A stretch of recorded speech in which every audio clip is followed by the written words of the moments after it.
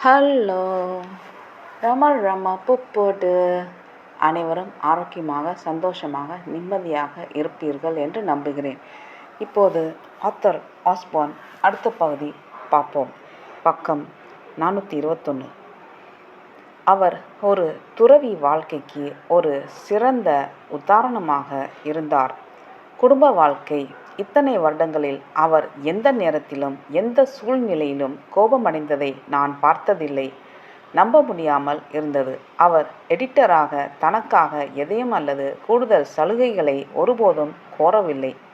பத்திரிகையின் புதிய அச்சிடப்பட்ட பதிப்பை நான் அவரிடம் கொடுத்தபோது அவர் எப்போதும் அடுத்த இதழின் கையெழுத்து பிரதிகளை தயார் செய்து உடனடியாக என்னிடம் ஒப்படைப்பார்.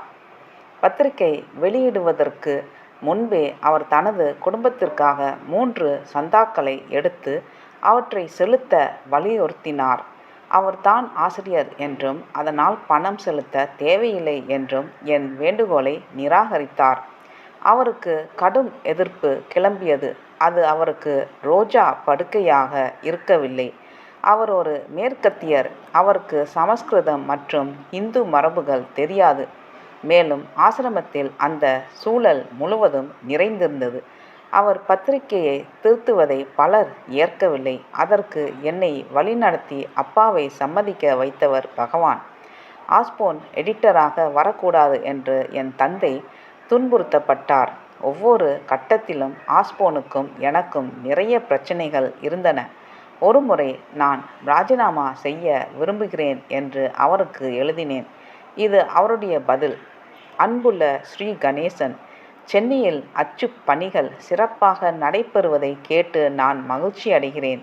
மக்களின் விமர்சனத்தால் நாம் மிகவும் வருத்தப்படக்கூடாது. அதே சமயம் அதில் ஏதாவது நியாயம் இருக்கிறதா என்று நாம் ஆராய்ந்து பார்க்க வேண்டும்.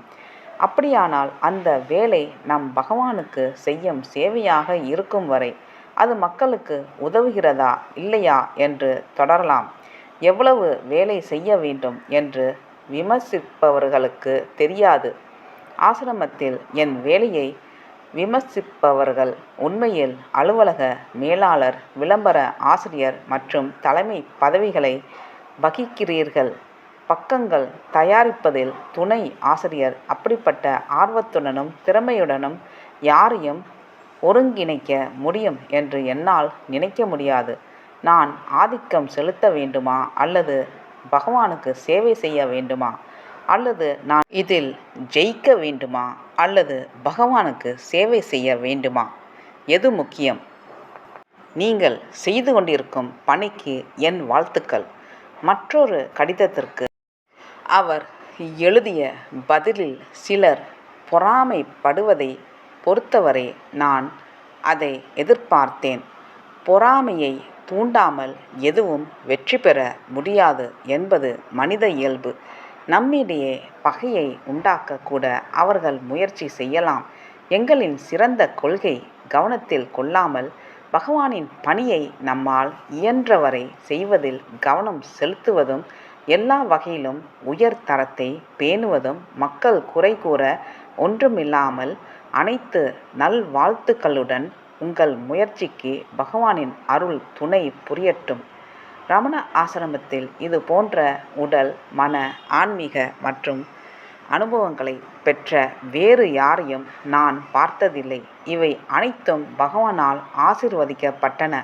நான் அவரை புகழ்ந்து பேசும்போதெல்லாம் அவர் பதிலளிப்பார், பகவான் வாழ்க, எல்லாமே பகவானால்தான்.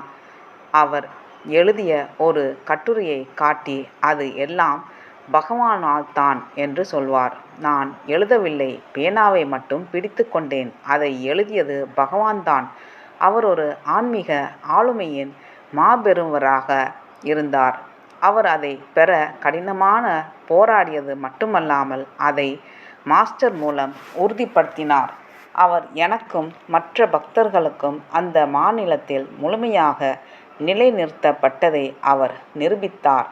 இது சாத்தியம் என்பது எங்களுக்கு பெரும் ஊக்கமளிக்கிறது.